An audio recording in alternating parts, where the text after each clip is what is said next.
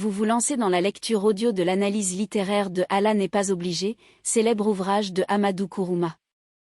Au fil de cette lecture, vous découvrirez dans un premier temps une brève mise en contexte de l'œuvre et son auteur. Ensuite, un résumé de l'ouvrage vous sera exposé, suivi d'une analyse des personnages et des points clés du roman. Une fois ces différents points abordés, il ne nous restera plus qu'à conclure cette écoute par quelques questions qui pourront alimenter encore davantage votre réflexion. L'auteur.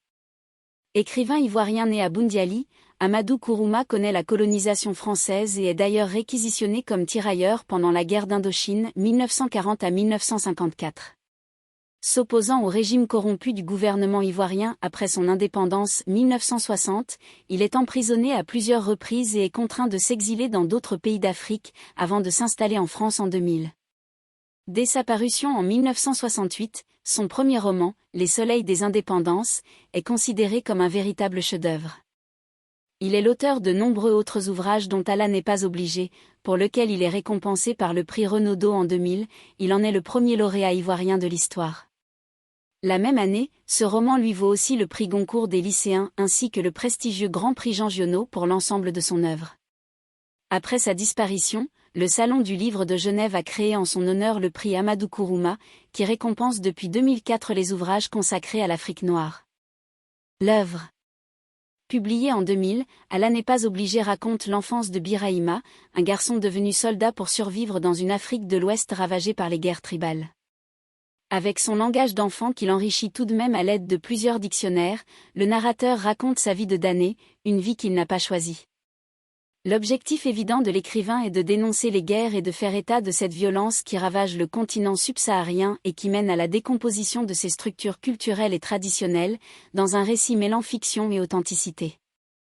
Auteur de 4 romans, c'est grâce à Allah n'est pas obligé qu'Amadou Kourouma sera considéré comme l'un des plus grands auteurs de la littérature africaine. Résumé. Birahima, l'enfant des rues sans peur ni reproche. Birahima est né à Togobala, un petit village que l'on suppose situé en Guinée. Il y vit avec sa mère, Bafitini, souffrant d'un ulcère à la jambe droite qui ne guérit pas. Elle est d'ailleurs contrainte d'avancer sur les fesses en s'aidant de ses mains, et en tenant sa jambe invalide en l'air. Les habitants d'un village voisin racontent à Birahima que sa mère alimente l'ulcère de sa jambe en mangeant les âmes et que c'est la raison pour laquelle elle reste malade. Cette révélation perturbe le petit garçon qui fuit sa mère, bien qu'on lui assure que cette rumeur ne peut être vraie puisqu'ils sont malinqués, des Africains musulmans venus du Niger, et non féticheurs. Mais Birahima restera toujours méfiant envers elle et passera le plus clair de son temps à traîner dans les rues pour ne pas avoir à la croiser. À la mort de sa mère, le garçon prend conscience qu'il lui a fait beaucoup de mal en donnant foi aux médisances sur son compte. Il affirme en effet qu'elle est morte avec la « mauvaiseté dans le cœur », P26, elle est accablée à cause du rejet de son fils. Selon les croyances, l'enfant est donc maudit et ne fera rien de bon sur terre. Son père étant mort lorsqu'il était très jeune, et sa famille refusant que Birahima vive avec son beau-père Bambara, une autre ethnie africaine, c'est sa tante Mahan qui est désignée pour être sa tutrice. De mauvais présages. La situation n'est pas simple cependant, car la tante de Birahima s'est enfuie au Libéria pour échapper à son mari viol. Dès lors, il faut trouver quelqu'un pour emmener l'enfant la retrouver. Yacouba, alias Tikoura, un marabout multiplicateur de billets, propose de l'accompagner dans ce voyage. Pour convaincre Birahima de le suivre, il lui raconte que le pays connaît une guerre tribale et que les enfants soldats ont tout ce qu'ils désirent, des chaussures, de la nourriture, de l'argent et des armes. Très vite, le garçon ne pense plus qu'aux richesses que lui fait miroiter le vieux sorcier. Sur le chemin les menant vers le bateau qui doit les conduire au Libéria, divers mauvais présages se manifestent, mais, après avoir fait de nombreux sacrifices chez un marabout plus puissant que Yacouba et capable de détourner les signes négatifs, ils décident tout de même de maintenir leur départ. La guerre tribale en Afrique de l'Ouest. Le Front National Patriotique du Libéria, NPFL.